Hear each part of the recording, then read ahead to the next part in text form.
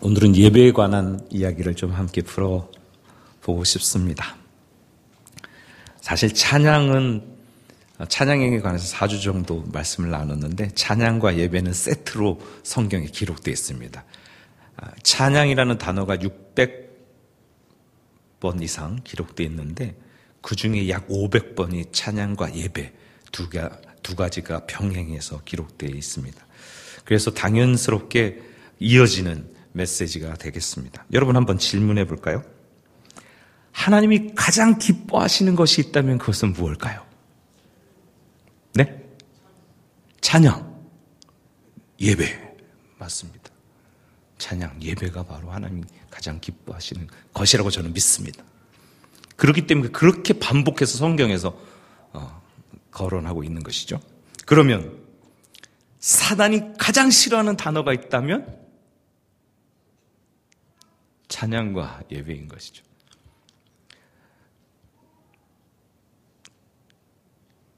찬양을 주관하고 예배를 주관하던 천사장이 타락해서 사단이 되었습니다. 그래서 그것을 자기가 받고 싶어 합니다. 하나님을 찬양하고 예배하는 것이 아니라 자기가 그것을 훔치고 싶어 합니다. 그래서 세상에 많은 노래들이 하나님 찬양하지 못하는 노래들이 많이 등장하기도 한 것입니다. 예배 시작과 함께 상상의 나래가 펼쳐져요. 이런 고백을 한 청년이 있었습니다. 목사님 설교에 수면제가 든 것도 아닌데 딱 목사님 설교만 시작하면 졸음이 쏟아져요. 기독교 포털 갓피플닷컴에서 한번 이렇게 조사를 한 적이 있었답니다. 1336명을 대상으로 예배에 대한 이야기를 했는데 가장 많은 프로테이지가 상상의 나래 영역 31%, 뒷자리를 찾아다니는 뒷자리 선호형이 18.3%, 설교 내용을 열심히 적는 필기 열중형이 14.1%, 설교만 시작하면 졸립다는 수면제 중독형이 13.8% 이런 순위를 이었다고 합니다. 재미있는 사실은 주보를 열심히 탐독하는 주보 열독형이 11%나 됐다고 합니다. 제가 전에 다니던 교회에서 오타를 찾아놨는데 아주 일가견이 있으신 장로님이 있으셨어요. 그래서 그 사무실에 계신 분들이 그 장로님이 오셔서 뭐가 오타야라는 말이 없는 날 엄청 기뻐했다고 합니다. 예배는 사전적인 의미로는 worship, worth 플러스 ship, 가치를 인정하는 마음, 이렇게 표현됩니다. 너무너무 가치가 있기 때문에 절하고 엎드리는 거죠. 경의를 표현하는 겁니다. 예배라는 말은 신약의 프로스키네오라는 단어를 사용했습니다. 이 단어는 누구에게 입 맞추는데, 그 손에다 입 맞추는데 어떻게 입 맞추냐면 개가 달려가서 주인의 손에 입 맞추듯이 그렇게 공경하는 의미를 갖고 있는 거죠. 예배는 기독교의 기본이자 그리스도인의 신앙의 기초입니다. 성도의 생명을, 영적인 생명을 유지시켜주는 영적인 종합 비타민이라고 말할 수 있습니다.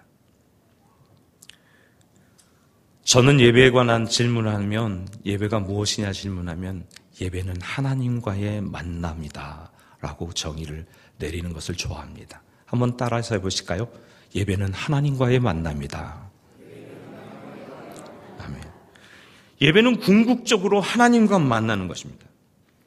만약에 하나님과 만남이 없는 예배라면 그 예배의 자리에 참여했다고 예배 드리는 것일까요?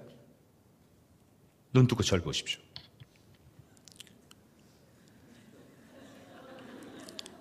예배의 자리에 와서 앉아 있는데 그 1시간 가운데 영신 하나님과의 접촉점이 없어요.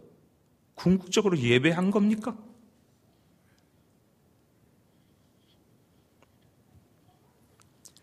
예배를 통해서 절대자를 만납니다. 온 우주를 창조하신 그분을 만납니다. 너무나 놀랍고 신비로운 거죠. 그런데 하나님과 그분과의 접촉점이 없어요. 종교적인 행위로 찬양하기만 했으면 그게 예배한 겁니까? 예배하지 못하는 것이죠. 영이신 하나님은 자기의 형상대로 우리를 만드셨습니다. 그래서 우리가 영적인 존재가 되었습니다.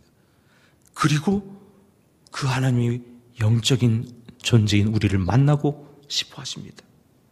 우리와 사랑을 나누고 싶어 하십니다. 그 증거가 예수 그리스도입니다.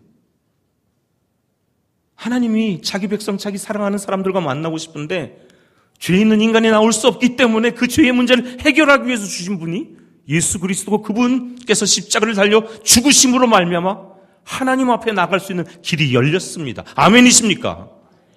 하나님은 우리를 만나고 싶어하는 그것을 친히 증명해 내셨습니다. 우리에게도 다른 것으로는 채울 수 없는 영역이 있습니다. 부귀, 명예, 세상에 나오는 신상품들, 기타 등등으로 채우려고 해도 채워지지 않는 영역이 있는데 그것이 바로 영적인 영역입니다. 그 부분은 하나님으로만 채울 수 있습니다. 그러므로 예배는 하나님을 만나고 그분을 통하여서 더 주님을 알아가고 그 사랑 안에 잠기는 것입니다. 그래서 어떤 신학자는 이렇게 표현합니다. 하나님의 현존 안으로 우리가 침투해 들어가는 것이고, 하나님의 현존이 우리에게 침투해 들어오는 시간이 바로 예배다. 습관적인 종교적인 행위로 이 자리에 앉아있는 그 예배를 말하는 것이 아닙니다. 내가 예배의 자리에 나와 앉아 있어도 하나님과 만남이 없으면 얼마나 안타깝고 불쌍한 일이겠습니까? 하나님이 만나지지 않는 예배라면 얼마나 무미 건조하겠습니까? 어떤 면에서 예배 아니죠. 그런데 하나님을 만나면 하나님만이 주실 수 있는 그 만족감과 행복감이 있기 때문에 우리 영혼이 풍요로워집니다. 새 힘을 얻게 됩니다.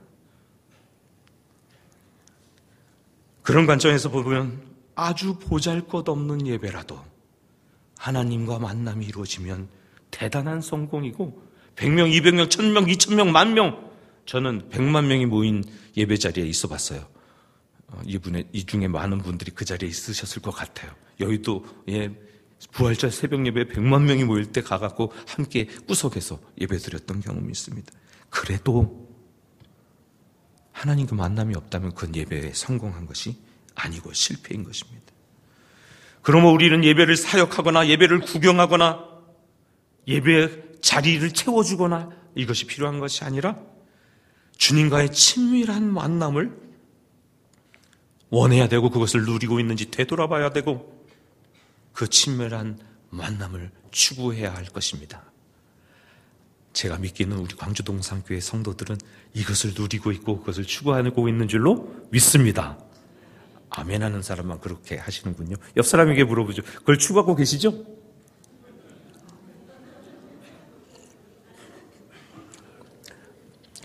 주일 오후 예배 때 제일 관건은 주무시는 분이 있는가 없는가입니다. 누구라고 꼭 집어서 말씀드릴 수 있습니다. 여기서 보면은 누가 눈 감고 주무시는지 졸고 계신지 딱 알 수 있습니다. 그걸 말씀 안 드리도록, 제가 눈 뜨고 절 보십시오 안 하도록 도와주십시오. 하나님과 만나는 것이 예배, 곧 예배는 하나님과 만나는 것인데 사람마다 각기 만나는 방법과 깊이가 다르다는데 우리의 어려움이 있습니다. 사랑하는 남녀가 있어요. 함께 있기만 해도 너무너무 행복하죠. 사랑하니까. 그런데 이 남녀가 왜 만나서 벤치에 앉아서 가만히 앉아 좋은 경치만 보다가 집에 돌아간 거면 맨날 반복하는 거예요. 이 사랑이 깊어질 수 있을까요? 힘들겠죠. 네. 위기가 찾아올 것입니다. 사랑하는 사이에는 특별함이 있습니다. 서로 시선을 마주합니다. 아주 사소한 것에서부터 아주 심각하고 깊은 것까지 함께 대화합니다. 서로 관심 갖고 배려하고 아껴주고 챙겨주고, 때론 삐지기도 하고 토라지기도 하고 말 안 한다고 튕기기도 하고 밀고 당기고, 이 사랑하는 사이에서 일어나는 관계입니다. 그런데 진정한 사랑을 나누고 있는 존재들이라면, 남녀라면 그것을 꿰뚫고 결국에 사랑의 성공을 이루게 되죠. 그러면서 더 깊이 알아가고 더 깊이 사랑하게 됩니다. 사랑하는 만큼 성숙해지고 성장해집니다. 여러분이 사랑하는 하나님과 이렇게 하고 계시냐는 것입니다. 하나님을 더 깊이 알아가려고 노력하고 하나님에 대해서 궁금한 걸 질문하기도 하고, 여러분이 하나님과 사랑을 어떻게 나누고 계십니까? 하나님과 팔짱 끼고 함께 걸으시나요? 손잡고 눈을 마주하고 대화하시는가요? 아니면 어떤 분은 하나님의 사랑의 품에 푹 안겨서 그 따뜻함과 평안을 누리고 계시는 분도 있을 것입니다. 그분의 사랑스러운 속삭임을 듣고 계신 분도 계실 것입니다. 이것저것 요구하기도 하고 떼쓰기도 하고 애교 부리기도 하고 그분의 마음을 알기 위해서 발부둥치기도 하고, 하나님 왜 저한테 이런 것 안 주시는 거예요? 앙탈 부리기도 합니다. 혹시 하나님과 좀 더 친밀해지고 싶지만 왠지 멀리 떨어진 기분이 든다면 용기를 내셔도 됩니다. 그분은 넉넉하시고 언제나 받아주시고 사랑을 나누시기 원하기 때문에 여러분이 한 걸음 내딛기만 하면, 손을 내밀기만 하면 하나님 맞아주실 것입니다. 단지 조그만 몸짓으로 손을 내밀기만 해도 주님은 다가오실 것이고 주님이 여러분 안에 임하실 것입니다. 최수종이 간증한 내용이 많이 돌아다니지 않습니다. 근데 저는 그걸 들은 적이 있습니다. 무명 시절 때, 청년 때 그 연기 기회도 있지 않을 때 그 고통과 힘든 것을 해결하기 위해서 노숙자들이 자는 곳에 지하철에 가서 잠을 잤대요. 꾸부정하게. 근데 여름에서 가을로 넘어가는 그때인데 그냥 아무것도 덮지 않고 자고 있는 그때에 어떤 노숙자가 와서 신문지 한 장을 이렇게 덮어줬대요. 근데 그게 그렇게 따뜻했답니다. 신문지 한 장이 그렇게 따뜻했대요. 그러면서 울면서 하나님 하고 신음처럼 내뱉었는데 하나님은 그 음성을 들으시고 그 뒤에 연기자의 길이 열리기 시작됐다고 합니다. 단지 신음처럼 하나님을 부르기만 해도 하나님은 찾아오실 것이라 믿습니다. 예배는 하나님과 만남인데 중요한 것은 만나는 사람의 반응입니다. 사람과 사람의 만남에서도 어떤 반응을 하는가에 따라서 그 만남이 더 깊은 인격적인 만남이 되는지 아니면 그 만남이 힘들어지는지 알 수 있습니다. 되게 중요하죠. 우리 영과 사귀며 사랑을 나누시기를 원하는 하나님께 우리가 어떻게 반응하는가입니다. 하나님은 우리와 만나시는데 우리의 내면과 만나십니다. 궁극적으로 우리의 영과 만나십니다. 우리 영과 만나서 사랑을 나누고 또 더 깊은 관계가 되기를 원하십니다. 사람의 반응이 긍정적인가 부정적인가에 따라서 하나님과의 관계가 엄청 큰 차이를 가져오게 됩니다. 부정적이라면 하나님을 신뢰할 수도 없고 하나님이 주시는 사랑을 받을 수도 없고 하나님을 사랑할 수도 없습니다. 그러니 하나님은 은혜와 사랑 가운데 더 나가지 못하게 되는 것이죠. 아무리 하나님께서 은혜와 사랑을 쏟아 부은 듯 붓더라도 뚜껑이 덮여있는 컵에 물이 부어지면 들어갈 수 있겠습니까?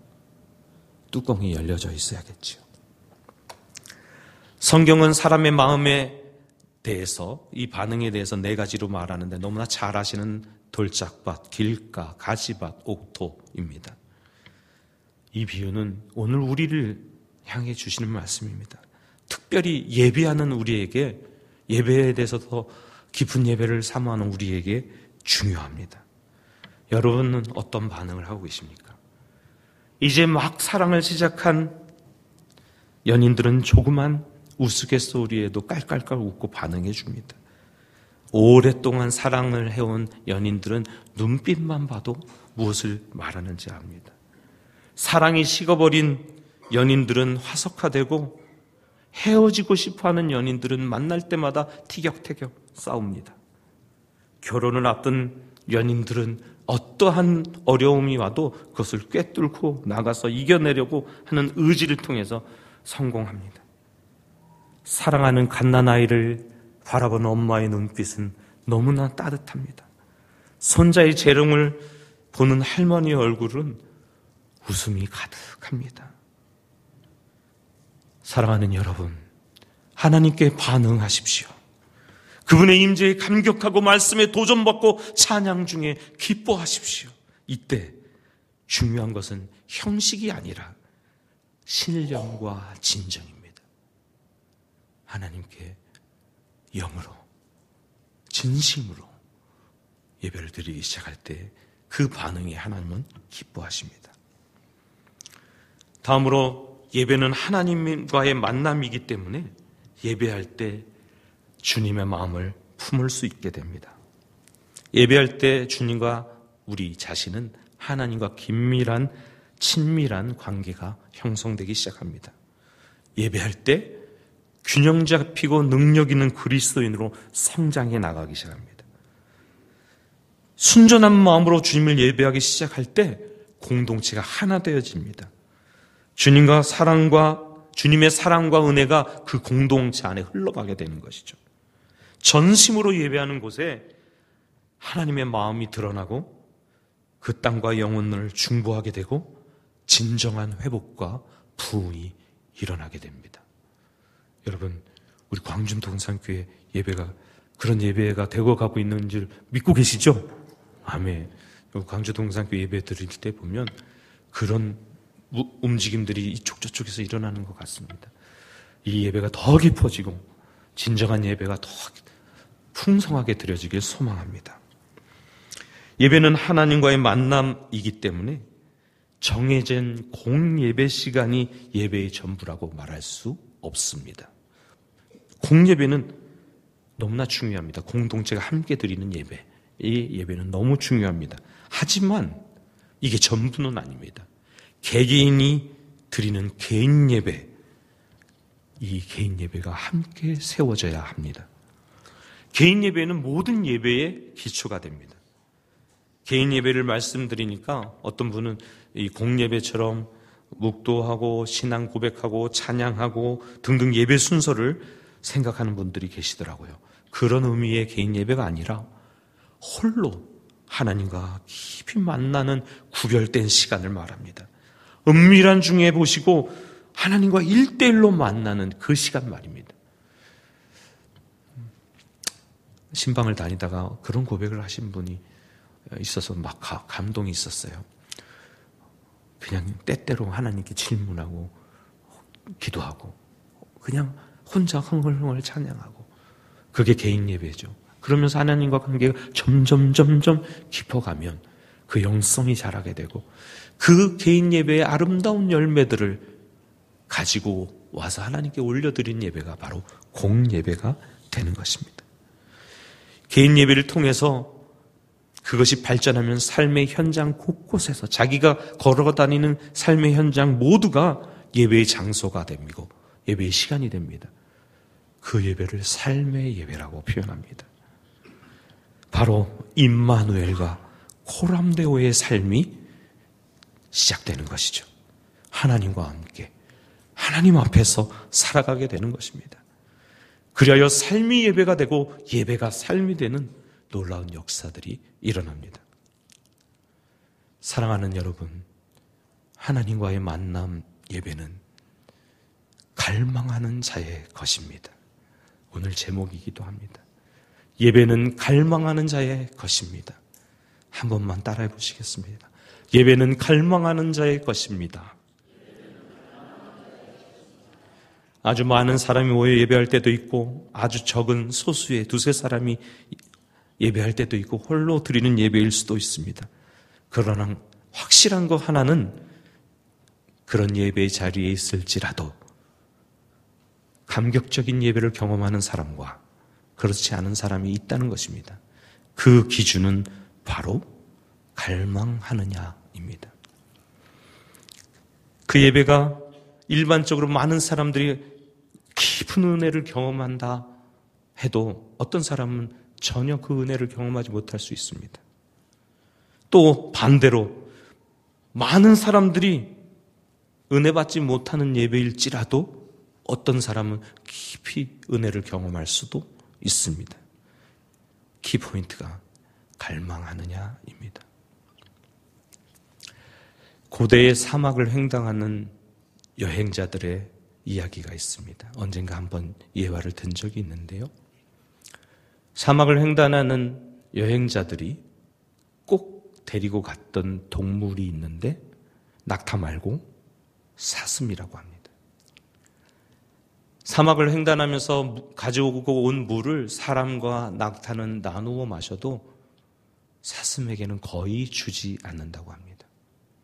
사막 여행자들은 대충 어디에 오아시스가 있는지 알고 그 방향으로 가는데 바람이 불면 지형이 바뀌는 사막은 그곳을 찾기 어려울 때가 꽤나 있는 것 같습니다. 그런데 물이 떨어졌습니다. 사람도 갈증이 나고 낙타도 이제는 지치고 그 물샘을 찾을 수 없을 때 특별한 기능을 가진 사슴, 수킬로, 10km 이상의 거리에도 물샘이 있는 그 물 냄새를 맡을 수 있는 사슴을 마지막에 풀어놓습니다. 사슴은 그 물 냄새를 찾아서 일직선으로 달려갑니다. 도저히 힘이 없을 것 같은 그 사슴이 말이죠. 그런데 대부분의 사슴은 그 물샘에 도착하지 못하고 죽어버린답니다. 지쳐서. 눈을 부릅뜨고 눈 아래 핏발이 선 채로 그곳을 향하여 가다가 쓰러져 죽은 거죠.